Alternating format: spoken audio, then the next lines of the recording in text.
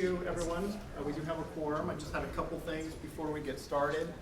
As you can see, the room is set up a little bit differently for the hearing issue and the sound. So we do have a karaoke machine to amplify people who need for their discussions or questions or comments to the committee. We do have the chair set out there, and we'll do the one at a time thing if anybody has any comments or presentations. I will introduce Dr. Burley. He's our new medical director, and before we do that, I would like to actually perhaps do a moment of silence, since it is September 11th, to kind of remember the folks 18 years ago today. So if we could have just a moment.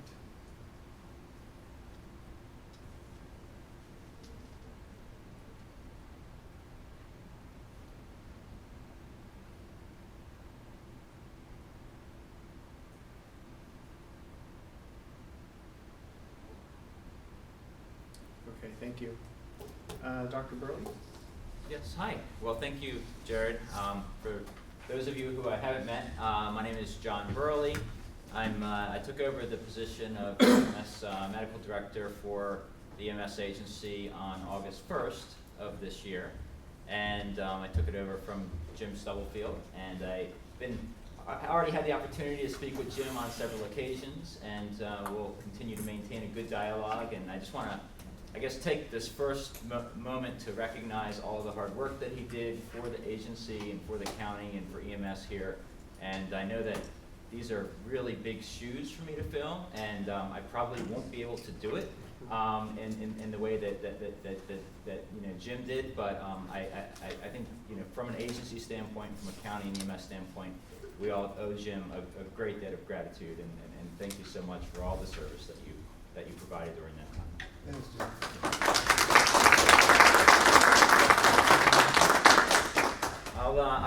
I'll give you a little bit of background on myself. So I was originally grew up in Maryland and went to college at University of Maryland, College Park. I went off to medical school in Chicago, and then I came back to Baltimore and did my residency at University of Maryland Shock Trauma.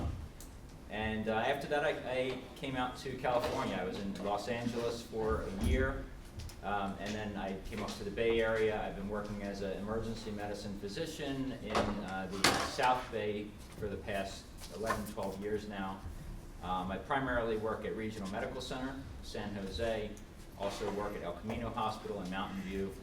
And I also come from an EMS background, so during the time that I was an undergrad and throughout a fair amount of residency as well.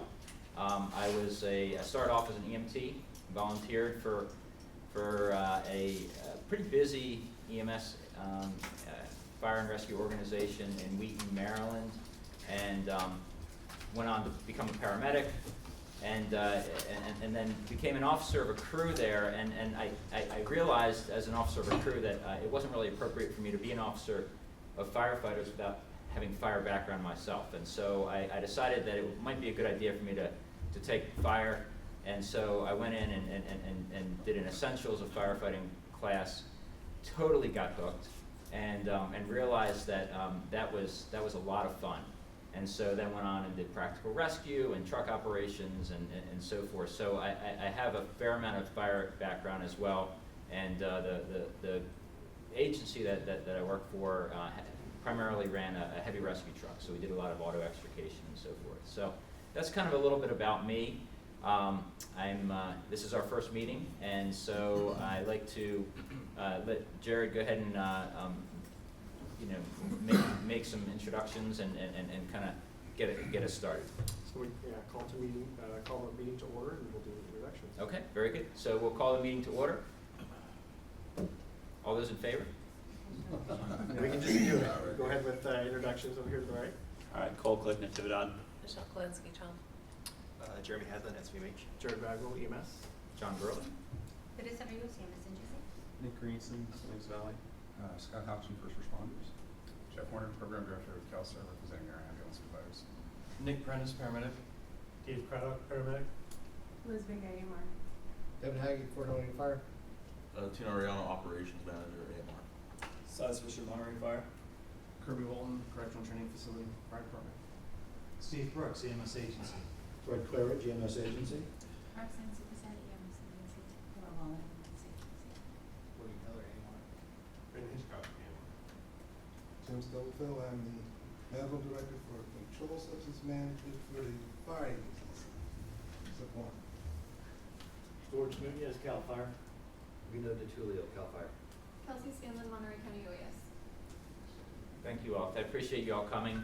And with that, I'd like to move on to item 3, which is just public comment, and open the floor for any public comment. Okay.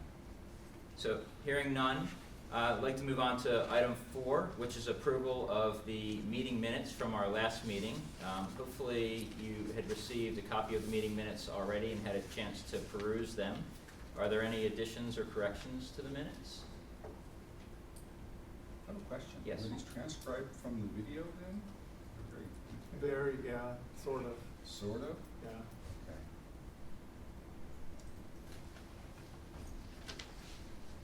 I wouldn't say transcribed, but they're detailed, yes.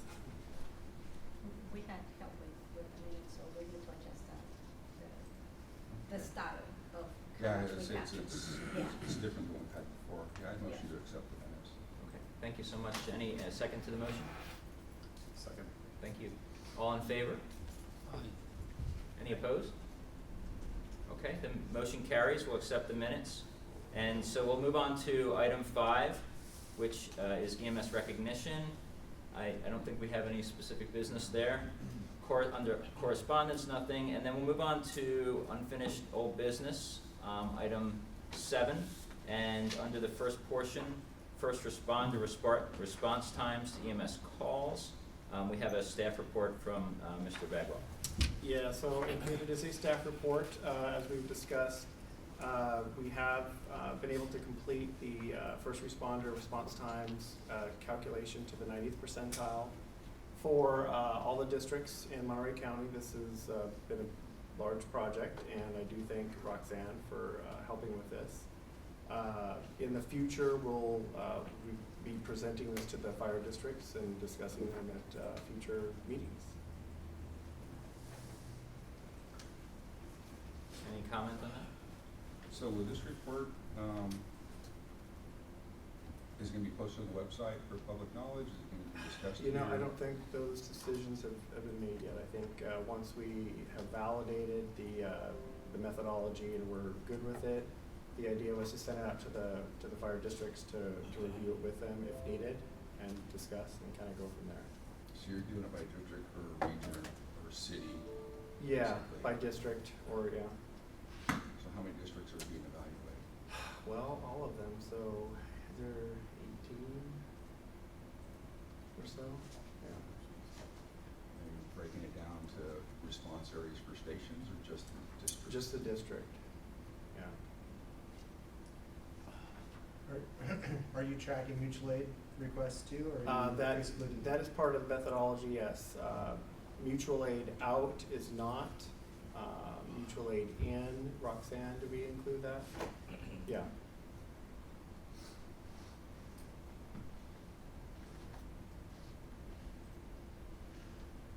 Any other questions or comments?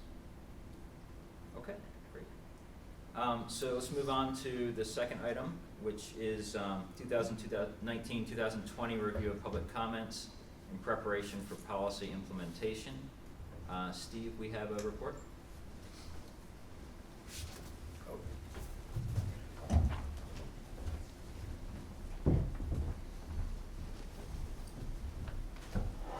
Good morning. I can use the microphone if you wish, if you're unable to hear me. More than happy to. Otherwise, I believe my voice will project well enough for the recording. Does anybody wish me to use the amplified? All right. So the reason I ask is I would be standing more in front of some of you and would like to stand back just a little bit. So what we have here is the staff report. I'm sure you've all read it. That lists the policies that received public comment that we had sent out for review. We've got comments on 6 of them. We'll be going over the public comments in detail. The policies and protocols that were sent out that did not receive public comment will also be going out for inclusion in our revision for starting January 2nd. And we'll go over those as a list at the end. But right now, what I'd like to do is go over the public comments that were received regarding the 6 policies here. And if you have any questions regarding the EMS agency response, that's what we're looking for, is to finish the dialogue on those. So first public comment related to the contract with the medical director. It doesn't fit any of the policies we sent out. We did respond in that Dr. Burley, his contract doesn't allow employment with a regulated provider. So that's our response. Next, on paramedic accredited. Wait, so he's not working for Natividad is the gist of that, right? His contract does not allow him to work for Natividad. Okay. Or any hospital within Monterey County. Okay. Paramedic accreditation, we had a question that whether if a paramedic fails the accreditation process, are they actually reported to the EMS authority? That is in fact, according to Title 22, the section is there, that is what is supposed to happen. After all attempts at remediation fail, the medical director has to evaluate whether the paramedic is competent, and if not, is then reported to the EMS authority. That's Title 22. So if a paramedic chooses to withdraw from the process, is that considered failure then? So there are times people attempt to achieve their goals and don't meet them, and Honestly, I would interpret this, if a person withdraws, a person can withdraw. However, if they are not successful at the accreditation process, such that the employer who is doing the accreditation process feels that they are a risk as a paramedic, why would you not let the medical director know? I mean, if they withdraw, family issues, whatever the issues are, they can withdraw. But if they're unable to pass because their skills and knowledge and understanding is not up, of course, I'm sure you would report. All right. Minimum stock. We had a request to add the larger IO needles, the 45 millimeter needles, and we agreed this has been updated into the policy, so that it will be a required item on the minimum stock, or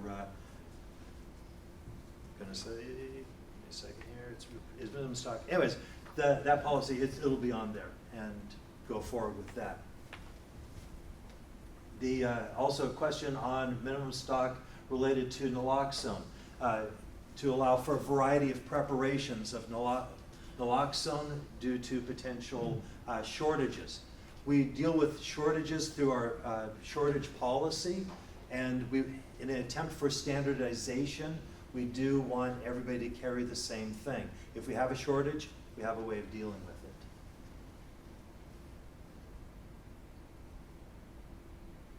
it. Controlled substances.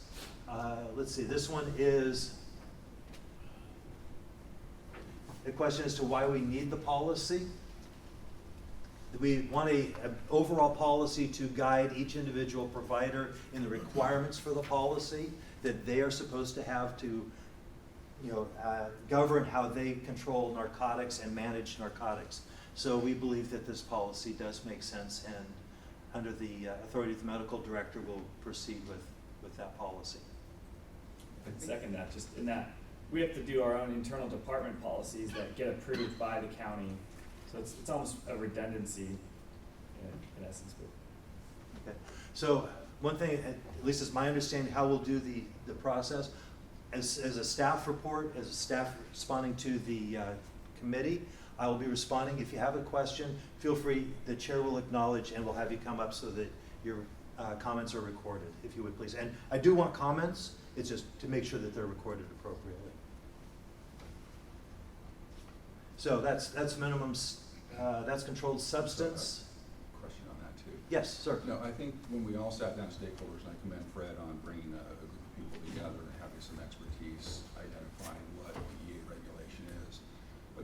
does this really extend DEA regulation enforcement to the EMS agency, really exceeding the statutory authority that you're provided? I agree with everything that's in there. However, I don't think you're the agency that's supposed to enforce that, you know, and we've seen operational reach in different areas. And there's questions at higher levels that are being adjudicated at this point.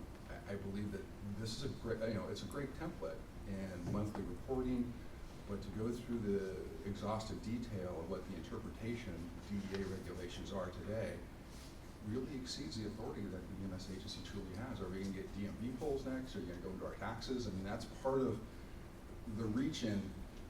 Like I said, I think the document's great. I think we did a really good job, but when the agency was no longer gonna support us with a prescribing physician, that puts the onus back on our contracted physicians. Steve? No, actually, just. Okay. Fred, you would comment? Yeah, I think, you know, I appreciate the comment on how all of us work together on this, Scott, because I think we did come together and do a good job of really hammering out all the detail. And as you mentioned, it is based on federal law. 99.9% of that policy comes right out of federal law. And that was backed up by the National Director of Controlled Substances for AMR, who joined us in that meeting by phone. So I think that, you know, we respectfully disagree in that is our charge is to manage the overall EMS system. I think having that kind of a solid template based squarely on federal law is a good idea. So if all of the individual departments, your policies mirror that policy, then that provides you with a lot of protection, really, a lot of liability protection if something goes wrong. Any other comments? Thank you. Are you opening up for public comment also? Sure. Any comments from the public? Hearing none. All right. Next comment on controlled substances has to do with an inconsistency in the documentation. We agreed that there was an inconsistency, and we've corrected to be a 2-year common record maintenance. So we agree with that. Trauma policies. There's several trauma policies. I'd like to, Laura, would you mind addressing Yeah, of course. these? We had, there's the algorithms for the trauma policies, but then there's also some narrative to it. Dr. Kalinsky pointed out that there was a section in the narrative that said pregnant patients over 20 weeks pregnant should go to, God, that's bright. Sorry. It should go to Natividad Medical Center, and that was a little bit in conflict with the algorithm because not every pregnant trauma patient needs to go to a trauma center. So I just removed the section out of the narrative, and we're sticking with the algorithm. If they meet step 1 through 4 trauma triage criteria, yes, go to Natividad, or if they're step 4 and want to go to CHOMP, that's fine.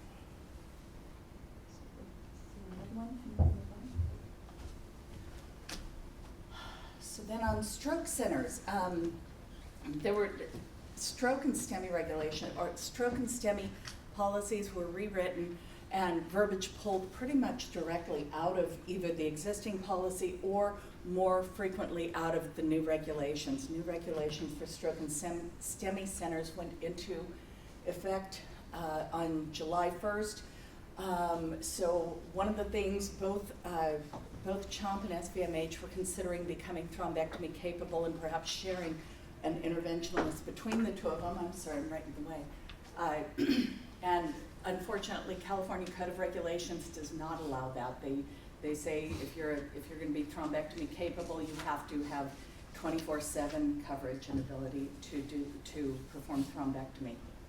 So we're not able to tweak the regulations at all. The next piece, the next comment is that data-driven QI needs to flow both ways from the EMS agency and from the stroke centers, and we already have that process. The Stroke QI Committee reports to CQI TAG Committee, both of which are tasked with developing indicators and reviewing the stroke system. So it is flowing both ways. The next one, the wording in the policy says other imaging shall be available within a clinically appropriate time frame and shall at a minimum include, and it lists the, PET scanning, whatever. And he wanted the wording changed on that, but the verbiage is straight out of regulations. I cannot change regulations to soften it at all. The next one, data submission as determined by the Monterey County EMS agency. I understand that's very vague, that this is the data requirements from the stroke centers. In the STEMI regs, they listed off exactly what the data elements are to be submitted by the hospitals. But again, this is verbiage straight out of Title 22. We will discuss data submission at the stroke QI meeting and try to come to agreement there on what data shall be submitted. For transfers, all hospitals should participate, and California in the meetings, and every hospital is invited to the stroke QI meetings. So that's already done. And it also, the Code of Regulations also requires all EMS receiving centers to participate in the interfacility transfer agreements. The next one, if they're out of compliance, they need language on how and what facilities have to do to get back into compliance. For example, if they're out of compliance with data requirements, give them X number of days to come into compliance. Again, regulations just don't allow that. You're either in compliance or you're not in compliance. We will work with the stroke centers if we see something going on, but regulations do not allow softening of it. If there's a section in the policy that discusses evaluation of a program structure, process, and outcome, and he felt a bit broad. Again, the language is directly out of California Code of Regulations.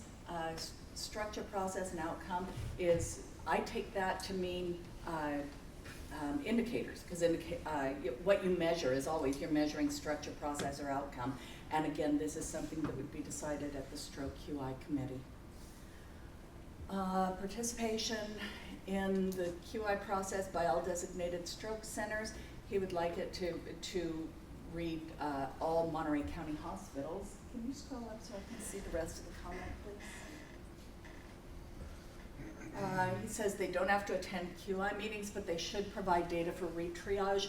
Again, California Code of Regulations does require all EMS receiving centers to participate in the QI process, and retriage, that would involve interfacility transfers, so that's already required. Question? Yeah. Byron had a lot of input there. Yes. And the Code of Regulations is what it is. But I sense a frustration of not getting data back from the trauma centers. Or the trauma center and asking for trauma data from the other hospitals. The simple things of admissions, disposition, referrals. We want to know what the big picture is from 30,000 feet as we drill down.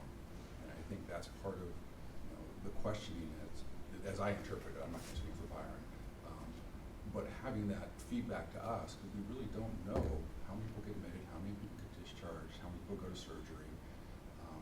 We're getting better data, but we're years into this, and we still haven't got that simple stuff. Is there a timeline on when that can start to flow both directions? Because that was what I kind of interpret from his comments, is that directional flow is not seen as functional. The EMS agency is meeting individually with the hospital CEOs. We've met with 2 hospitals so far. We have 2 left to go, and discussing data submission and requests and sharing. Okay. So as this is a work in progress, at the same time, we are working with the SO. Fred is working very diligently with the SO and trying to get outcome data from the hospitals there. You had a lot to say. I didn't pick up anything about trauma in there. Well, it was the data flow. And I think yes. looking at the Okay. regulations That. and how that's interpreted. I mean, and I think, looking at stroke and STEMI, we tend to get some really great detailed stuff back. It's a smaller volume, obviously, but we haven't seen that in the data flow for trauma. as I said, we're meeting with the hospital CEOs to agree on data to be shared. And that was my staff report later, so. Oh, thank sorry. you. That's fine. Any public comment on any of those items? All right, thank you. Skill maintenance standards, policy 6090. Question regarding submission of the skill sheets to the EMS agency. We don't need the skill sheets for the seldom used skills, for the skills maintenance. So that'll be reflected within the policy. There's several questions related to, and comments related to the skill maintenance standards. Some of it has to do with, I should address one more thing. Yes, we are looking to, within this, I'm sorry, if you go back up to Scott's, thank you. We are going to have a way to validate that the skills were done as being, a problem that we discovered with the previous skills, seldom used skills policy process. So we are requesting documentation of the classes, but we don't need the skill sheets, and that'll be in the policy. So you want to, because reading through the policy, it described that you want to roster skill sheets, basically a verification of a class that occurred. Yes. So we don't need skill sheets. Those will have to be maintained by the provider as well as the individual paramedic. The roster will be submitted to the EMS agency within 30 days of completion of the class. So that's with each individual? The roster, which would be everybody at the training. Okay, so, here's the part I want to make sure we're all clear on, because is it that at the time when the paramedic submits for accreditation, or is it the time when we do the skills? Because we may break the skills down, because everybody's done an airway skill, and we're in the process of finishing ours up. And the next week, probably some outliers who are on vacation. Do you want those rosters at the time that classes are complete? Do you want them when we submit the applications for accreditation? That's the clarity that we need to get. Good question. Rosters within 30 days of the class. So if you do a single class on airway and you have 10 people, submit the roster with those 10 people's names, signatures, all the stuff that needs to be on the roster. The paramedic, at the time that they submit their application for accreditation, will submit verification, the verification form that's, all the skills listed with their application. And so it'll be a two-part verification process on the part of the agency to say, yes, here's a roster, they are on the roster, and it's verified with their application. Can we see a copy of that policy before it gets rolled out then too, to make sure that we're all seeing the same things too? I was going to address this later, as far as the copies and all of that, because we are very aware of the training. I'll address, if I can, address that in the bigger picture. Okay. Next question on skills maintenance. A lot of comments. Basically, yes, we are going to make sure that we provide verification of the skills to make sure that there aren't problems like we saw before where some people slipped through the cracks and we're not completing the minimum skill requirements. So I think that summarizes our response there. Then we had comments because we had submitted the MCI plan for review. The MCI plan has been withdrawn. There won't be any changes to the MCI plan in this cycle. Can I make another comment? I feel like you're talking about. I think the plan, we've done great work, but I have huge issues with calling it a policy. I mean, that no one has an MCI policy. I mean, that was the part that I think was the biggest challenge for a lot of the stakeholders to. Staff will take note. Yeah. All right. Then there were comments on the public comment process, which really has to do with our policy 1000 was not up for review at this time. But to address the issues that were raised, we've created a process so that there is a great deal of public comment. That we've created as long a time as possible for public comments to be received, for people to review the policies and protocols that are put out. We have given ourselves as the agency a shorter period of time to process those and then to allow for, as requested, 3 months of training, so before the implementation of the policies, we just can't find time to have serial public comment processes. So we've done the best we can to give as much time as possible, but fit within the time frame. Next, There's a question from public. I got a quick question on that. So the EMSA puts out these policies for input and all that kind of stuff, but it seems like after we give input back, that the EMSA doesn't take the group concession or any input from those, move forward on the policies, more of a yes, no, one-way door on that. If possible, if we can have a little bit more communication back and forth to hash out these policies. I know in the past we've had issues and we've all worked together in a big round table and hashed it out here in this meeting or OBS or other meetings. If possible, I'd like to see that go back to that way. That was my only comment.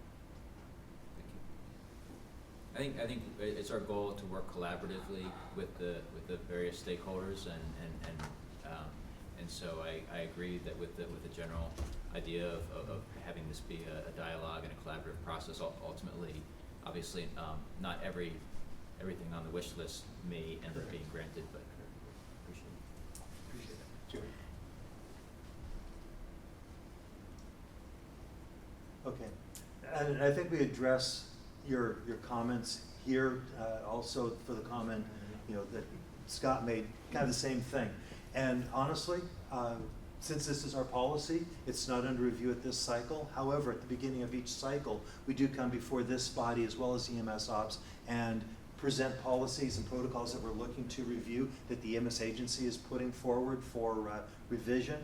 We also ask for comments and suggestions for revisions, new policies and protocols from our whole system providers. And at that time, if you would like this policy to be reviewed and what you'd like to see changed, propose it.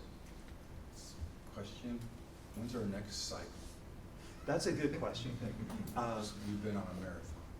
Yes, so we've pushed this process forward. This would usually be a meeting we would have in January with a July 1 implementation.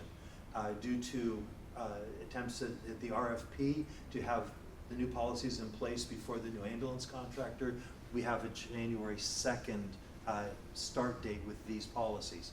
So the next process will begin as it would normally begin to complete in July 1 of 2021. So around July of 20 is when the next process will open up.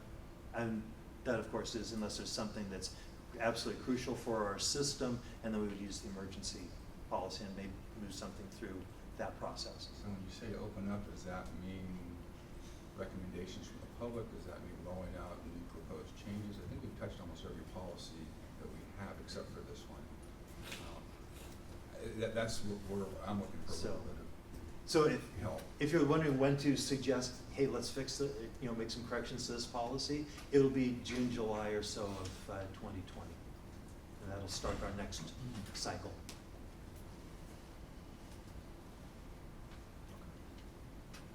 Any other questions, comments? All right, so those are the policies that we received public comment on.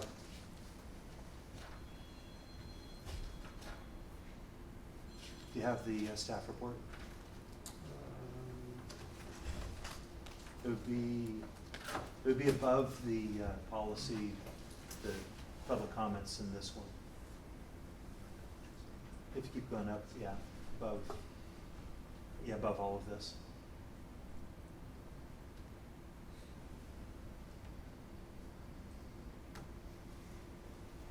Sorry for the very large packet.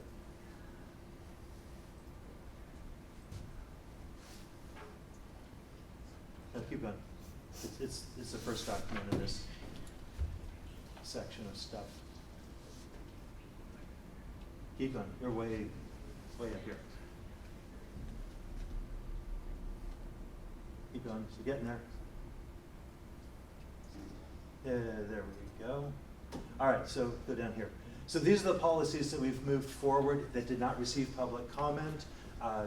Paramedic accreditation renewal, which is a new policy separated out from the previous one. STEMI Receiving Center, oral tracheal intubations, which are the supporting documents for the paramedic annual skills policy review, emergency department triage, a couple of protocols for trauma patients related to burn care, major trauma patient, traumatic cardiac arrest, and the pediatric burn policy. Those will be going forward. So that's what we've got. We're not really looking for discussion because that was for public comment. Unless there's additional comments related to the points brought up for public comment. Question?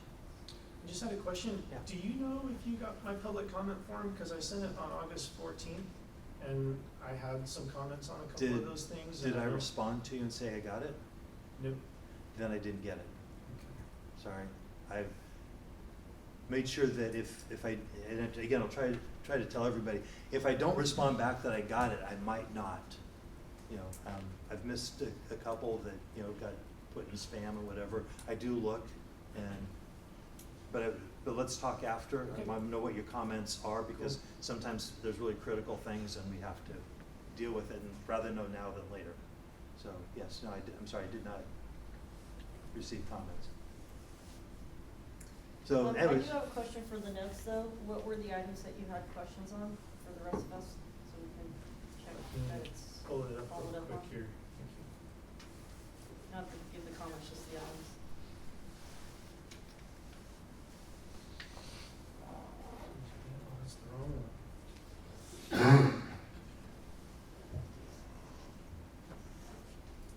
Where?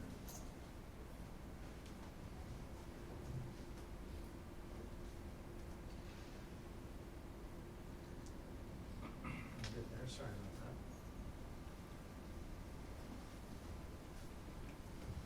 They had to do with, one was general comment, one was paramedic accreditation and renewal. Couple of comments on authorized stock. Actually, 1, 2, 3, 4, 5, 6, 7 comments on authorized stock. I had a comment on the controlled substances policy where I basically said the same thing that Scott Hodgson did. So I didn't bring it up at the beginning because I didn't know if they were consolidated or not. No. I had the same sentiments that Scott had. There were a couple of questions on field trauma triage criteria, 4 or 5 of those. Question on EZIO, the MCI plan, which was deleted. I had several comments on that.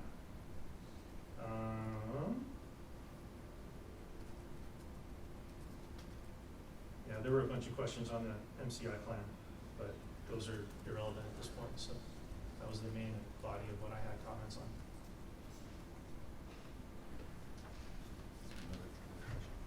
So once these are all finished up, final draft will roll out, can we make sure to get our eyes on the final draft? Because we have some policies with errors in them currently, or there was some some typos, or, chest pain as being symptomatic for bradycardias and tachycardias.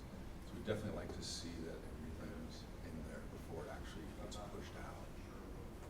So what I will do, and this is what we've done for the last few policy cycles, which brings us into the process. We will push out the corrections, additions, deletions, all of that we've received comments on, as well as all the other, and we'll put it into a final format, because as of now we've been sending everything out in track changes. We'll put it out to this body and all the interested folks as early as I possibly can, which would be towards the end of this month, for eyes on it. And we're looking for, if you do see a typo, please let us know.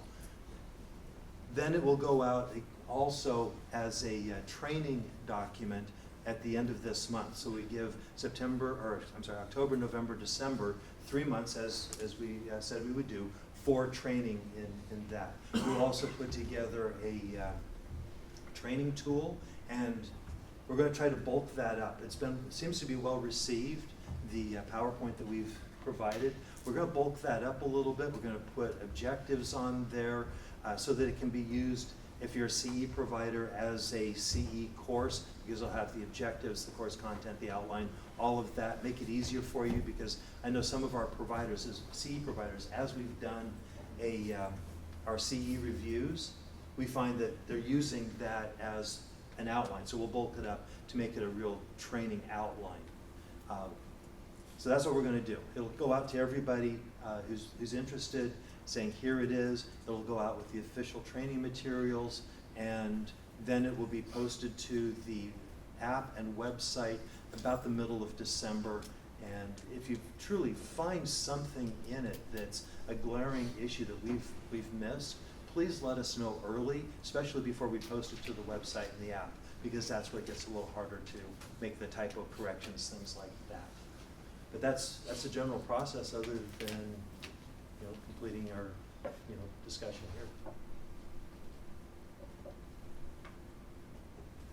Any other comments? Good. Thank you, Steve. So our next item is C, which is EMS Systems Communication Policies Update. And Jared, do you have an update for us? Yes, there was a staff report, but just to summarize the communication policies that we talked about earlier this year. Did have an effective date of September 1st. Unfortunately, that date came and went, and they were not implemented. We have worked with AMR and ECD to assist in any way to get them implemented, and last I did hear is that they believe that they will have the updates and the determinant priorities in CAD by October 1st. So we're continuing to evaluate that, but that's where we are now with those. Any other questions or comments on that? Next item is EPCR data system update, and Fred has a report for us. Good morning, everyone. Laura kind of stole my thunder on my staff report, but basically what she said is true, luckily enough for us. As you know, I think I reported the last time at this meeting, the health information exchange idea. We worked on that for months with the local HIE here in the county. They decided not to integrate with our EMS data system. So now we're pursuing the health data exchange route, the HDE, and our leadership met with the leadership at CHOMP and at Natividad Medical Center. I wasn't there, but I'm told that those meetings went very well. They agreed to be a part of our data system to integrate with us. The good news is that it's a relatively easy technical process to get those systems hooked up, but we just have to get through getting everybody online, basically. So like you, Scott, I want to make that happen too. We've been waiting a long time for it. There is a meeting scheduled now with Salinas Valley. We're scheduling a meeting with Me Memorial. So once we've had all those meetings, hopefully we'll get positive responses from everybody, and then we can bring ESO here and we'll set that up, and we'll be getting outcome data in our outcome tab in the ESO PCR. It's taken a long time. Sometimes these things are more a marathon than they are a sprint, and that's just the way it is. We have to work the process, so to speak. Does anybody have any questions about that? Question from the public? Hey, Fred. Hey, Silas. Good to see you. We started getting, for the first time, an outcome data point, and it was from Natividad, which that was cool. But there's nothing in it other than the patient's name and then our initial PCR. Do you know, is that something new that's just started? I know AMR is starting to get some too. That was kind of some beta testing that they were doing, absolutely. And so for me, the positive thing was we know it can work technically. But things like disposition, which is what we wanted, is not in there. But yeah, Laura actually showed me not a bunch, but some of those things. And that's the way it would look basically once we get those data elements that we actually want. We know the patient's name, generally speaking. Yeah. What we'd like to find out is what happened to them. But it's nice to know that it works. It's right there. Any other questions? All right, thank you. Thank you, Fred. So the next item is EMS agency at edition of Search Feature Update. And Jared, you have a report for us. Yes, so good news, the request for the search functionality was completed. So if you update your app, it should be working in both operating systems. So it's a keyword search. We've tested it and it's pretty good. So any other feedback is appreciated. If I could, I just want to say thanks for adding that. You know, it's great to have the app, and it's nice to have everything lined out, but when you're trying to look something up quickly, being able to search the way that you guys have it now has made it a lot more functional for the end user, so I know I appreciate that, and I'm sure I'm not the only one. Yeah, and anything else that comes up, because, you know, we've talked about it a lot, but these things kind of just organically, oh, what about this? Please share that, because this vendor worked really quickly with this one, so we're very happy with that. Regarding, I think we brought it up at a previous meeting regarding the unusual occurrence submissions, and there was a concern about UOs being submitted without our chain of command and, you know, proper chain of command within the fire department. We just had a situation last week where that occurred, and, you know, we support people submitting unusual occurrences, but then we had no record of it on our side. Yeah. And so I'm wondering if we can re-look at that and either add a spot to submit it through the chain of command or not do the automatic submission feature. I think both of those are good options. We can adjust the form however you know see fit that works for you. What we ended up doing was sending it to the leadership at Monterey so that they were aware. So I think that process worked, but maybe strengthening the actual form so that it's a little bit more intuitive as to we know did this go through the chain of command or not, and then those modifications could be done. That'd be great. Okay. Any other comments or questions? Thank you, Jared. The next item is new business, and we have overall airway management indicators. And Laura, you have a report for us. So there's a staff report in there, and this was based on the last MAC meeting where we talked about, I presented data on endotracheal tube intubation, and this body was suggesting we monitor advanced airways in general. And I had planned to have a whole thing for you guys, but I had to work through some issues with the SO and just finished getting the numbers at 6:45 last night. So I was not able to put it together into a cohesive report for you. I developed an indicator in 2018, I believe, measuring the total number of advanced airways placed, and that is in your packet, and I will have a fuller report for you at the next MAC. Thank you, Laura. Next item is EMS System Quality Improvement Program, a continuous quality improvement technical advisory group. Laura, do you have anything on that? Sorry, should have stayed up. There is a staff report and a POTI Smart form in the packet. Did anyone have any questions on that? If there aren't questions, then these can just be standing items that don't need to be discussed. And then moving on to STEMI QI committee. No report. STEMI and stroke have not met since March, I believe. We have meetings tomorrow, so there will be a report on those at the next MAC. Great. And then trauma. Trauma, again, there's a staff report and a POTI Smart form in there with the action items. Were there any questions on Too Quick? Okay. Thank you, Laura. Next item is emergency communications drill reports. And Jared, do you have something for us? These are standing reports as well. We report those monthly. The performance to the 800 drill test and the MCI test remain relatively mixed. They're pretty strong performance for the most part. We can discuss them if anybody has any questions. I can put them up on the screen. But overall, the information was reported, and we'll continue to work with facilities that are having trouble with meeting the standard for the drills. What I would like to request, though, is, you know, we've had email communications back and forth. I'm monitoring on our end. I would like the reports to reflect what our monitoring is on our end. because, just for the background, we have some old equipment in which we put in for capital, in our capital budget to have replaced. We have not been able to figure out where exactly the technical problem lies. I pretty much definitively ruled out user error or non-compliance on our end. We keep a log of the 800 megahertz drills and communications back and forth, and the vast majority of the time, even though it may not be recorded at dispatch, I understand that, on our log, we're receiving the transmissions, we're responding. Apparently they're not being heard at dispatch, and therefore it's not being logged, and it's showing our compliance at a very suboptimal level.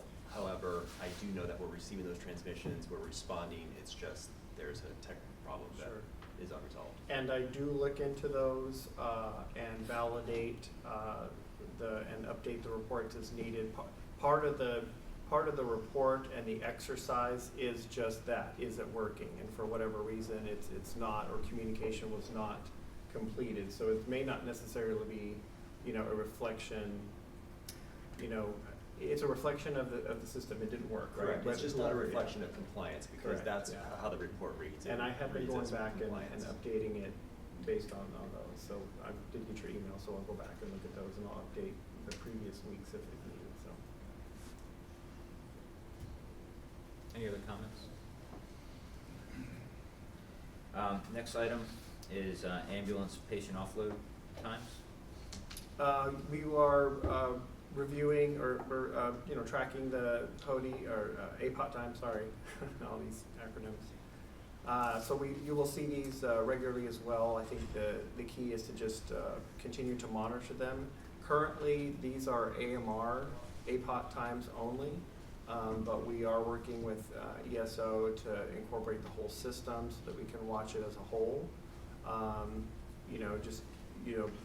Looking at the graph, you can see once we moved over to ESO, there was some variance in all that, but I think it's kind of stabilized back to what we have seen in the past. So the key here is to look for any system changes and address them as needed, but they seem pretty in line with where they have been for a while. But again, just note these are AMR only, and then we'll work with ESO to try to incorporate all the providers.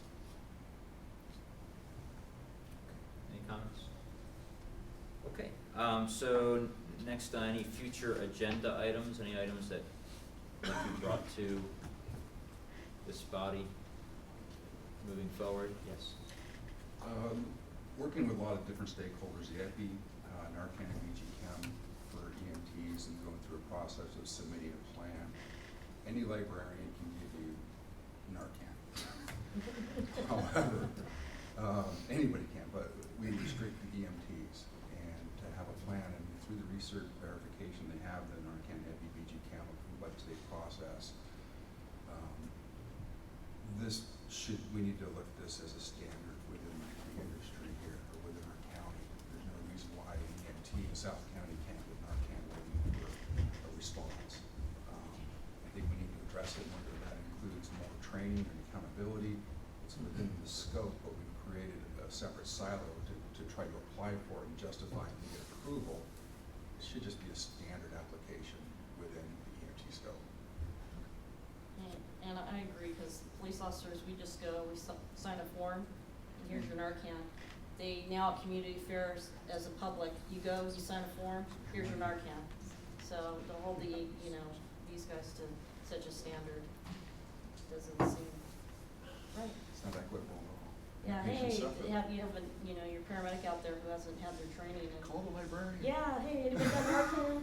You're suggesting we should staff the ambulances with librarians? I think You're that's a cheaper. possibility. Can I add one thing to that, is the reason law enforcement has it is because of Reverend Casey and Prescribed Safe. And honestly, law enforcement should be supplied by EMS, and your EMT should as well. And we probably need to move to a broader distribution of this drug. We know that we've saved lives in this county because of the Prescribed Safe program and the grant we put to you guys. but I'm not certain that it should be sustained under prescribed safe, and there's a lot of other things we can be doing. And this really should be an EMS initiative, in my opinion, to get it out to all of your EMTs and law enforcement universally with the appropriate training and supplies. Any other comments on that? Yes? I agree with both. So let's, we'll bring this to the next meeting. And any other announcements that we have? Welcome. Thank you, appreciate it. And I appreciate your patience and attendance here. I look forward to getting to know everyone better. And our next meeting will be on November 13th, right here at the EMS agency, which brings us to adjournment. Do I have a motion for adjournment? One motion, any second? Second. All in favor? All opposed? Thank you so much.